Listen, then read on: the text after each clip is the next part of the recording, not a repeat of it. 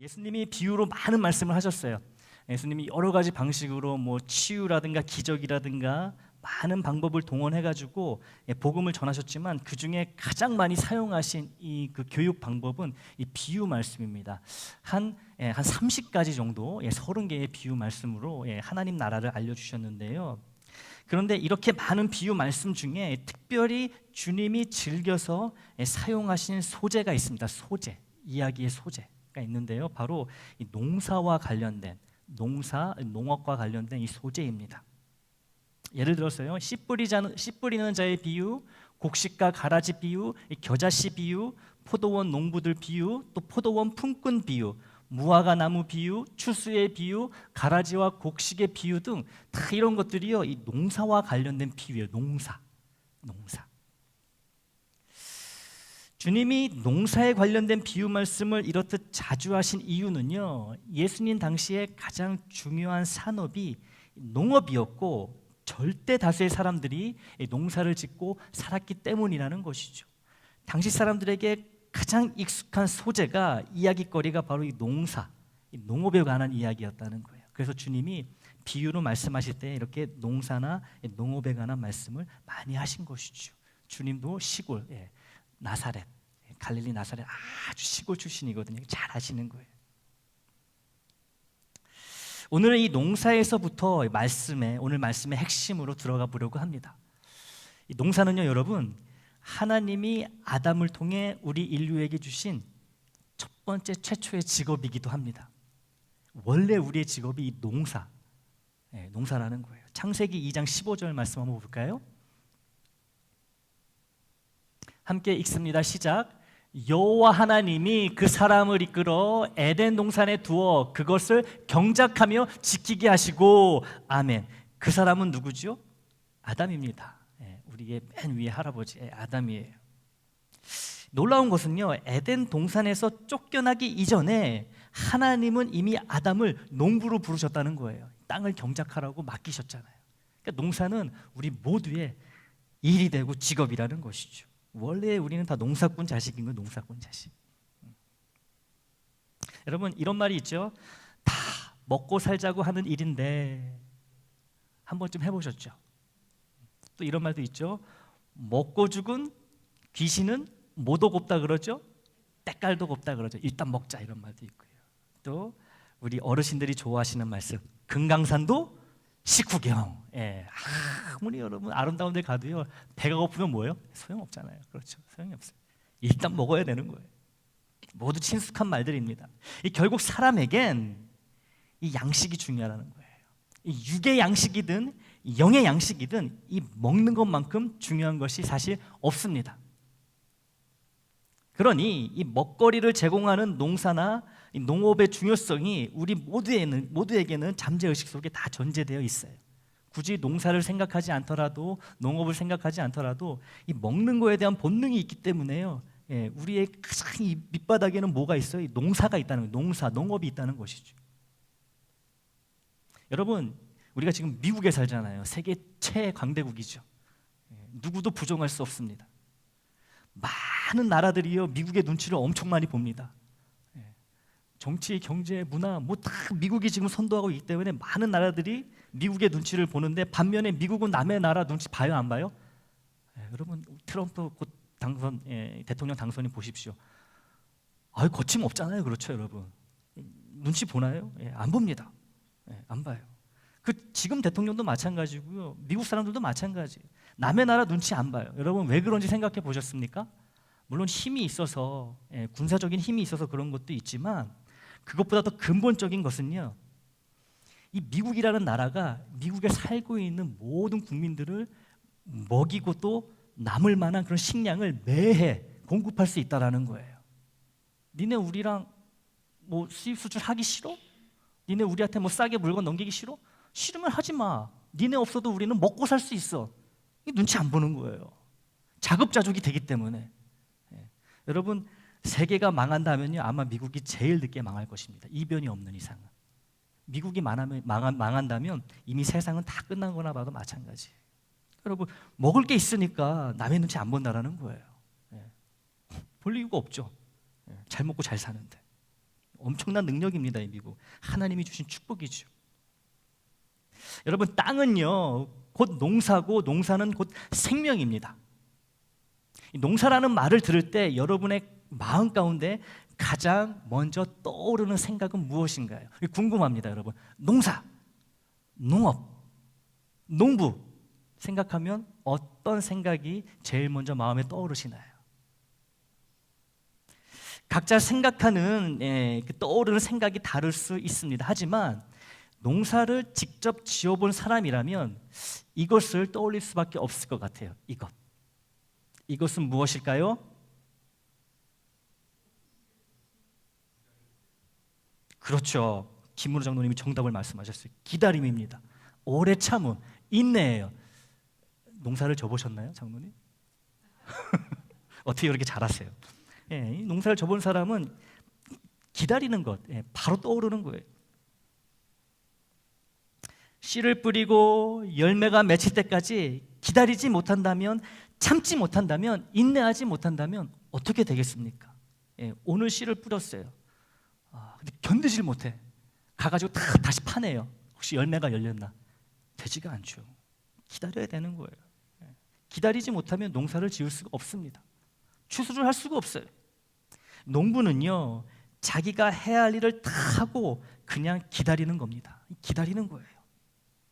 열매를 볼 때까지, 추수할 때까지 오래 참으며 기다리며 인내하는 것이요 농부의 일이라고 할 수 있어요. 기다림, 인내. 대다수가 농부였던 예수님 당시 사람들이 농사와 관련된 예수님의 이 비유 말씀을 직접 들었을 때 그들은 자연스레 알았을 거예요.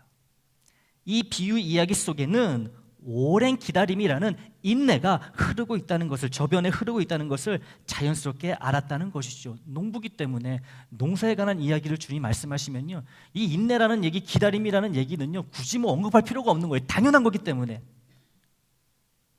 자연스럽게 이 인내가 녹아있는 비유 말씀이기 때문에 주님이요 직접 인내라는 말씀을 언급을 안 하십니다. 할 필요가 없는 거예요. 왜냐하면 기본이기 때문에.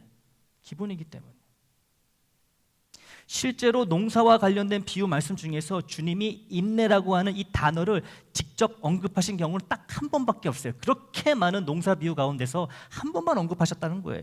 이 누가복음 8장에 있는 씨 뿌리는 자의 비유에서만 인내라는 단어를 한 번 이야기하십니다. 나머지 그 농사 관련된 비유 말씀에는요 인내라는 말씀을 안 하세요. 왜냐하면 당연한 거기 때문에 굳이 언급하실 필요가 없다는 것이죠. 이 농부에게 농사란 수고와 기다림의 인내를 빼고서는 절대로 생각할 수 없는 것이기 때문에 그렇습니다. 이 비유 말씀은요, 예수님의 비유 말씀은 우리의 신앙 태도, 신앙 생활과 관련이 있습니다. 신앙 태도, 신앙 생활. 그래서 주님이 농사 관련 비유 말씀을 여러 번 하실 때 은연중에 강조하고 계시는 것은 기다림, 오래 참음, 인내가 됩니다. 왜 그렇게 농사 비유로 말씀을 많이 하셨을까? 물론 듣는 사람들이 농부기 때문에 그들의 이해를 돕기 위해 농사 관련된 소재로 비유 말씀을 많이 하셨지만, 그래도 우리가 또 다른 이유, 중요한 이유를 발견하게 된다면 무엇이라고요? 인내가 너무나 중요하기 때문에 농사를 소재로 많은 말씀을 하셨다는 거예요.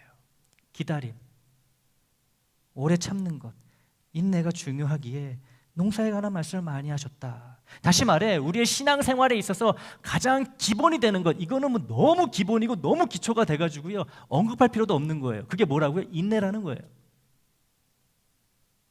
오랜 기다림, 오래 참음이라는 것이죠. 여러분, 농업은 1차 산업입니다. 1차, 첫 번째 오는 것은 가장 중요한 것이죠.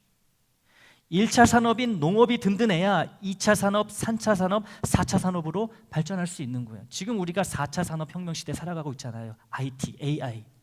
이게 1차 산업이 무너지면 여러분 올 수가 없는 거예요. 이렇게 단계적으로. 그러니까 뭐가 제일 중요하겠어요? 1차 산업인 농업이 가장 중요합니다. 신앙생활 역시 1차 산업이라고 할 수 있는 인내가 든든히 뒷받침되어야 합니다. 인내가 우리 신앙생활의 1차 산업이라는 거예요. 가장 중요하다는 것이죠.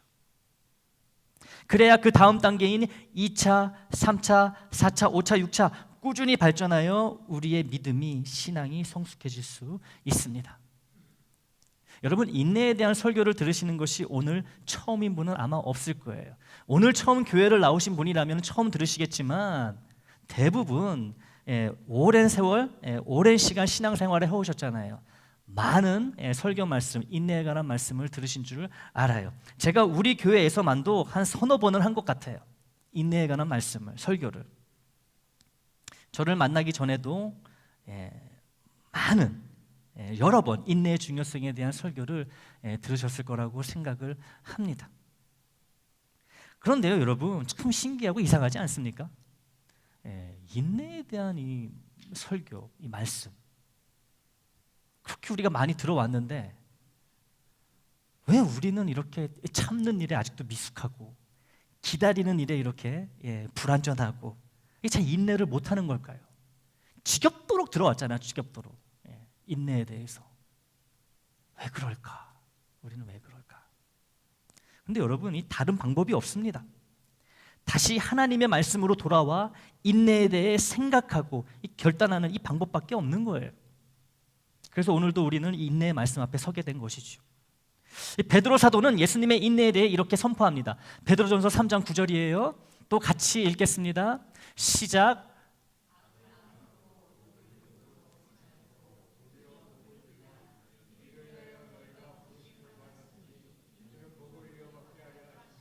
네, 베드로전 3장 9절. 네. 제가 말씀을 잘못 찾았나요? 잠시만요. 왜냐하면 제가 준비한 말씀 이게 아니거든요. 제가 착각할 수도 있어요. 잠시만요.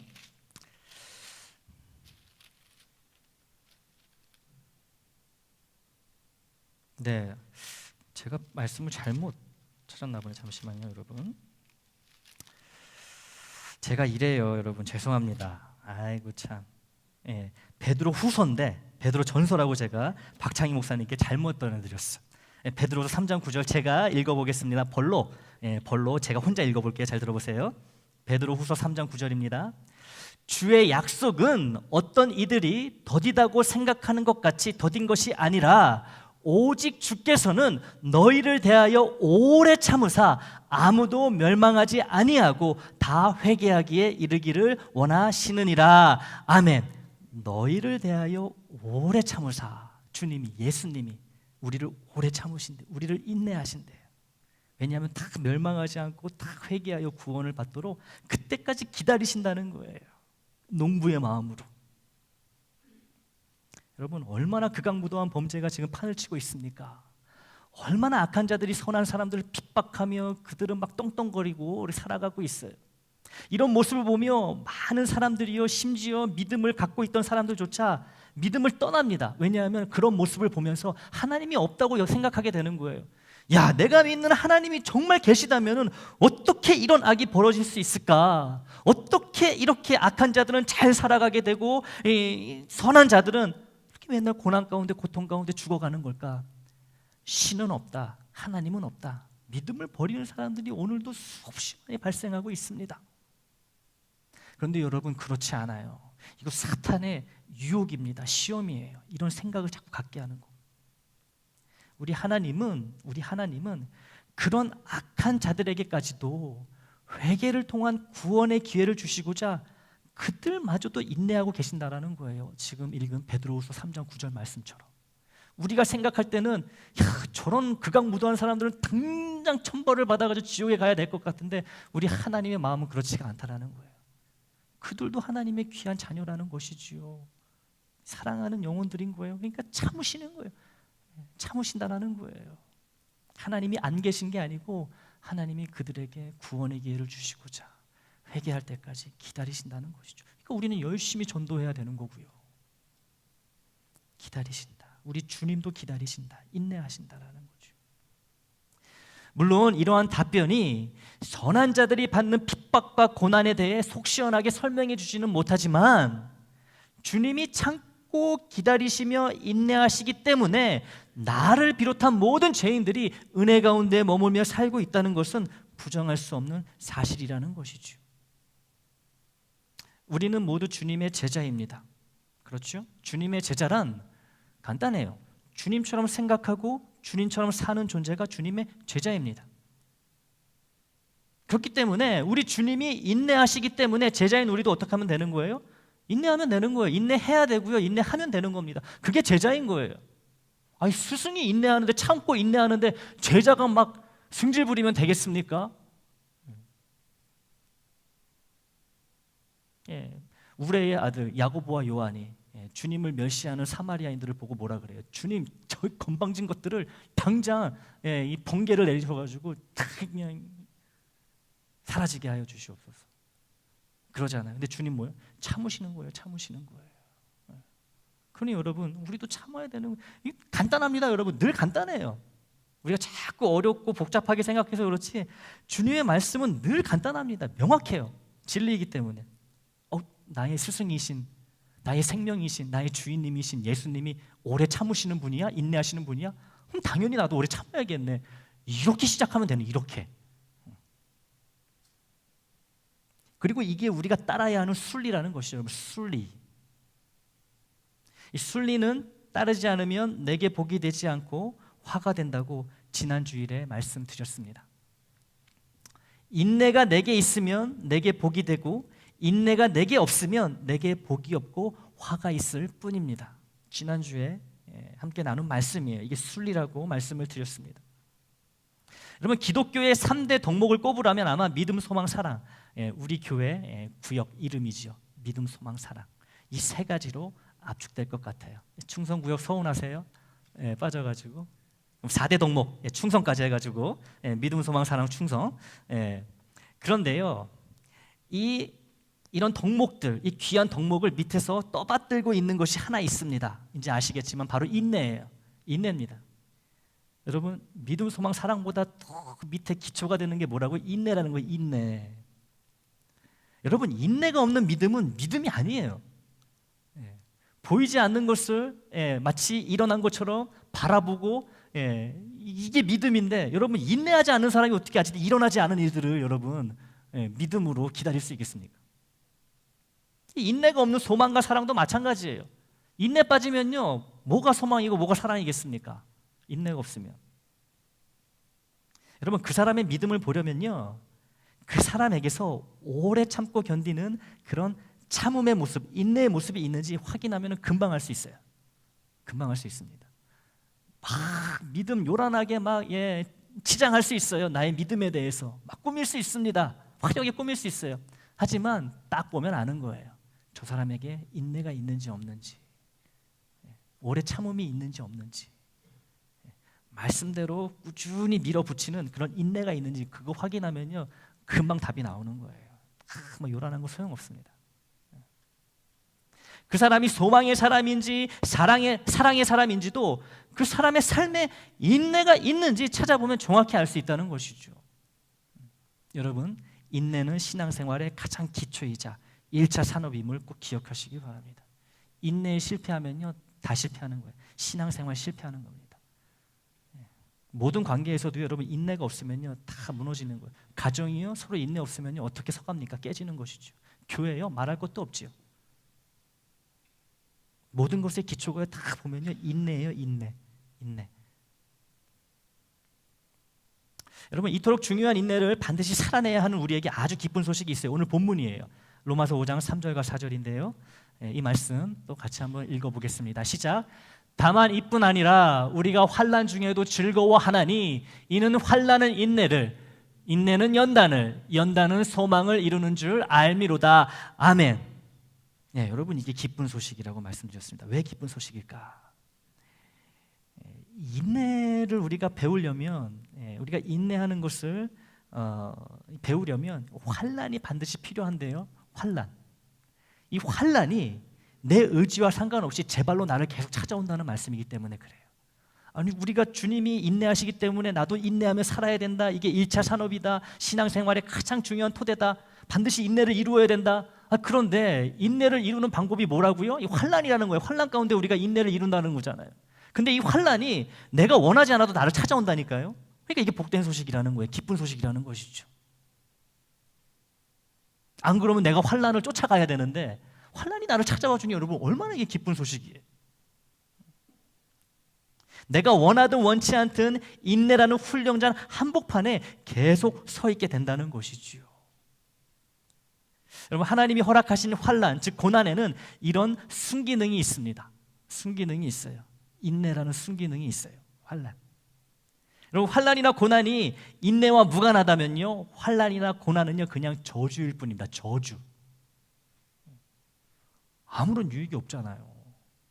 환난이나 고난이 아무런 유익이 없으면 저주지요. 그런데 인내라고 하는 유익이 환난을 통해 나에게 이루어지기 때문에 이 환난과 고난이 나에게는 복된 소식이 될 수 있다는 것이죠. 여러분, 이게 믿는 자의 삶입니다. 여러분, 이게 믿음의 힘이에요. 신앙인의 힘입니다. 모두가 다 피하려고 하는 환난이지만 피할 수 있나요? 못 피합니다. 근데 우리는 뭐예요? 어차피 피하지 못할 환난 받자 이거죠. 왜냐하면 이 환난 가운데 내가 인내를 이룰 수 있기 때문에, 주님의 모습을 닮아갈 수 있기 때문에. 이게 믿지 않는 자와 믿는 자들의 구별점이라는 거예요. 여러분, 차이라. 여기서 여러분 교회 다니는 사람 안 다니는 사람 차이가 나는 거예요. 여기서. 예. 환난이나 고난이 없는 삶은 불가능하지요. 예. 환난이나 고난이 없는 삶을 살아가고 계신 분 계십니까? 없어요. 아무도 없습니다. 누구나 다 저마다의 고난 속에 살아가고 있어요. 그러나 믿는 우리에겐 이런 고난, 환난조차 유익이 된다고 오늘 말씀은 우리에게 전하고 있습니다. 환난이 인내를 가져오기 때문이죠. 환난이 인내를, 인내가 연단을, 연단이 소망을 가져온다는 이 말씀에서 우리의 열심이나 노력을 필요로 하는 것은요, 여러분, 근데 인내밖에 없어요. 인내밖에 없습니다. 무슨 말이냐 하면, 잘 들어보세요. 환난이나 연단이나 소망은 나의 노력이나 바람과 상관없이 나를 찾아오고 나에게 이루어지는 거예요. 하지만 인내는 그렇지 않다는 거예요. 내가 인내하길 거부하며, 환난 가운데 인내하길 거부하면 환난은 그냥 고난일 뿐이고 연단과 소망은 나의 것이 될 수 없습니다. 반대로 고난 가운데 참고 인내하길 결단하여 실제로 인내하며 고난을 견디는 자에게는 저절로 연단의 축복이, 그리고 소망의 축복이 임하게 된다는 거예요. 이게 영적 순리예요, 여러분. 그러니까 여러분, 인내는 나의 책임이라는 거예요. 나의 책임. 내가 인내하기를 선택할 수도 있고 인내하기를 거부할 수도 있다는 거예요. 나머지 것들은 그냥 저절로 일어나는 거예요. 저절로. 사랑하는 애장 식구 여러분, 주님의 비유 말씀에 유독 농사를 소재로 한 이야기가 많이 등장하는 이유는 농사의 기본이 오래 참고 기다리는 인내이기 때문이고요. 또 한 가지, 이 인내가 신앙의 열매를 위해 오래 참고 기다려야 하는 영적 농부인 우리에게 가장 기본과 기초가 되는 덕목이기 때문에 그렇습니다. 아브라함도, 이삭도, 야곱도, 모세도, 여호수아도, 다윗도, 선지자들도, 사도들도 모두 이 환난 가운데 인내를 배웠고 그 인내를 통해 모두 연단과 소망의 자리로 나아간 것을 우리는 확인할 수 있습니다. 우리 예수님도 똑같으셨어요. 깊은 고난 가운데 길이 참으셨고 결국 생명의 구주로 부활하셨습니다. 우리 하나님도 참으십니다. 여전히 죄악된 세상과 그 세상에 속한 자들을 오래 참고 계시며 그들의 회개와 구원을 기다리고 계십니다. 믿는 우리에겐 인내 없이 되는 건 아무것도 없다 해도 절대 지나친 말이 아닙니다. 여러분, 참지 못한다면 어떻게 우리 애장에 꾸준히 나오실 수 있겠어요? 다 저마다 참는 부분이 있으니까 꾸역꾸역 주일 되면 교회 나오시고 주중에도 나오시는 거 아니겠습니까? 여러분, 인내하지 않는다면 어떻게 지금까지 예수님을 붙들 수가 있겠어요? 믿음 가운데 참고 버티며 살았으니까 지금까지 예수님을 구주로 고백하고 이렇게 예배하고 기도하고 또 교제하고 그러는 거 아니겠습니까? 하여튼 인생의 모든 것이, 삶의 모든 것이요, 이 인내 없이는 되는 게 아무것도 없어요. 아무것도 없습니다. 여러분, 하나님은 저와 여러분을 사랑하십니다. 그러나 이 말 이면에는요, 하나님이 나와 여러분의 부족함과 연약함을 참아주시고 온전케 되기를 기다리신다는 하나님의 인내가 숨어있는 말이에요. 하나님이 우리를 사랑하신다라는 말에는요, 우리를 기다리신다는 거예요. 죄진 자가 변화받고 회개를 통해서, 또 믿음이 연약한 자가 믿음이 강한 자로 자라나기를 참고 기다리신다는 하나님의 인내의 말씀이 하나님이 우리를 사랑하신다는 말씀이시죠. 여러분, 이렇게 생각해 보시길 바라요. 사랑하면 자연스럽게 인내할 수도 있지만, 여러분 우리가 이것만이 이렇게 순서라고 생각할 수 있지만, 역으로요, 여러분 인내하다 보면 사랑할 수 있는 길도 열리는 거예요. 인내하다 보면 지금 내가 사랑할 수 없는 사람들이 있잖아요. 다 있잖아요. 마음속에 억지로 안 되잖아요. 그런데 그 마음이 있음에도 불구하고 내가 말씀 가운데에 그 사람을 사랑할 수 있는 마음을 갖기를 인내하며 기도하고 기다리다 보면 그 인내 가운데 내가 그 사람을 사랑할 수 있는 마음이 열린다는 것이죠. 하나님이 이렇게도 역사한다는 거예요. 나는 저 사람을 사랑하지 않으니까 난 저 사람을 절대 용서할 수 없어. 이것만이 길이 아니라는 거예요. 내가 지금은 용서할 수 없지만 그래도 하나님이 용서하라고 했으니까 내가 그래도 할 수 있는 데까지 버텨보자, 인내해보자. 그러다 보면은 사랑의 마음을 주신다는 거예요. 인내하다 보면. 여러분 결국에는 끝까지 남는 자가 이기는 거예요. 끝까지 남는 자가. 여러분 또 하나님은 우리 애장을 많이 사랑하십니다. 마찬가지로 이 말 이면에는 우리 애장이 흠이 없어서 사랑받을 만해서 사랑하신다는 말이 아니라 흠과 점이 많을지라도 우리를 참아주시고 우리가 성장하고 성숙하게 기다리시는 하나님의 이 인내가 스며 있다는 거예요. 하나님이 우리 애장을 사랑하신다는 말에는 인내가 기본으로 깔려 있다는 것이죠. 깔려 있는 거야, 깔려 있는 거, 기본으로. 성장과 성숙의 뿌리는 인내입니다. 지금까지 숱한 고난을 겪으면서도 인내하지 못하는 나였다면 앞으로는 고난과 시련을 인내를 위한 복된 기회로 받아들이고 믿음과 소망과 사랑 안에서 참고 기다리며 견디는 내가 되어야 되겠습니다.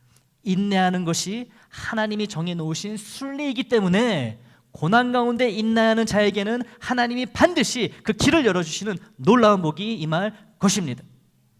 올해를 시작으로 우리는 8개의 착한 행실로 주님께 영광을 돌리는 삶을 살아갈 것입니다.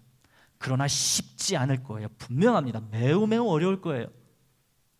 왜냐하면 하나님의 영광을 가장 싫어하는 사탄이 우리를 끊임없이 공격해오기 때문이지요. 착한 행실 하나하나를 기억하며 하나님께 영광을 돌리려 할 때 사탄은 괴로움, 답답함, 짜증, 스트레스라는 고난을 우리에게 주고 또 줄 것입니다. 내가 착한 행실을 포기하도록 쉬지 않고 나의 약한 부분을 여기저기 쑤시고 막 긁어댈 거야. 사정없이 긁어댈 겁니다. 그러나 끝까지 참고 견디며 인내하는 자를 사탄은 절대로 이길 수 없어요. 인내하는 자를요 이길 수 있는 게 없습니다. 사탄도 이길 수 없어요. 여러분 바늘 가는데 실이 가지요. 이 쌍으로 짝을 이루는 것들이 세상에는 참 많이 있습니다. 부모와 자식, 남편과 아내, 그리고 애장과 우리 애장 식구들, 쌍으로 페어, 쌍으로 가죠. 그리고 우리는 이러한 쌍을 당연하게 받아들입니다. 이렇게 당연한 쌍에 한 가지를 더 보태고자 합니다. 착한 행실과 고난이라는 거예요. 환난이라는 거예요. 착한 행실에는 반드시 환난이 함께합니다. 고난이 함께해요. 문제는 착한 행실이 이기느냐 고난이 이기느냐 이거라는 거죠. 당연히 착한 행실이 고난을 이겨야 합니다. 그러기 위해 우리에게 가장 필요한 것은 인내예요. 오래 참는 겁니다. 기다리는 거예요. 착한 행실이 하나님의 영광으로 계속 이어지도록 오래 참으며 기다리면 됩니다. 여러분 버티시길 바라요. 인내는 버티는 겁니다. 버티시면 됩니다. 옆에 사람이 휘청거리면 가서 붙들어 주세요. 같이 휘청거리면요 같이 부둥켜 안으면 됩니다. 함께하면 우리는 버틸 수 있어요. 인내할 수 있어요. 하나님께 영광을 돌릴 수 있습니다. 함께하는 우리를 사탄은 절대로 무너뜨릴 수 없어요. 착한 행실은 농사입니다. 그것도 아주 긴 농사입니다. 긴 오래 참음과 긴 기다림이 필수인 농사라는 거예요. 그러나 착한 행실을 포기하지 않고 계속 시도하는 것만으로도 하나님은 이미 영광을 받으십니다. 그리고 정해놓으신 때에 반드시 착한 행실의 열매를 추수하게 하실 것입니다. 착한 행실 때문에 겪게 되는 환난과 고난은 인내하고 오래 참고 오래 기다리라는 절호의 기회가 됩니다. 여러분 이제 환난을 그렇게 받아들이시기를 바라요. 어려움을 그렇게 맞으시길 바랍니다. 절호의 기회다. 이 기회를 잘 활용하여 연단과 소망의 축복을 다 받으십시오. 그냥 고난과 환난 가운데 괴로워하다가 끝나지 마시고요. 고난이 오면 반드시 이것을 인내하셔가지고요. 이 하나님이 이 로마서 말씀을 통해 약속하신 연단과 이 소망의 축복, 연단은요 좋은 인격으로 좋은 성품으로 변화되는 거예요. 여러분 얼마나 큰 축복입니까? 그리고 이런 자에게 또 소망의 축복이 연달아 이어진다는 거예요. 여러분 환난 받아가지고 힘든데 여러분 이런 복을 못 받으면 얼마나 억울합니까? 인내만 하면 다 받게 되는 거예요. 환난을 통해서. 착한 행실이 환난을 가져올 때 부디 제발 포기하지 마십시오. 인내로 견디고 참으며 기다리십시오. 그것만이 착한 행실로 주님께 영광을 드릴 수 있는 유일한 길이 됩니다. 마지막으로 한 번 더 권면드립니다. 사랑하는 애장 식구 여러분, 인내하십시오. 아멘.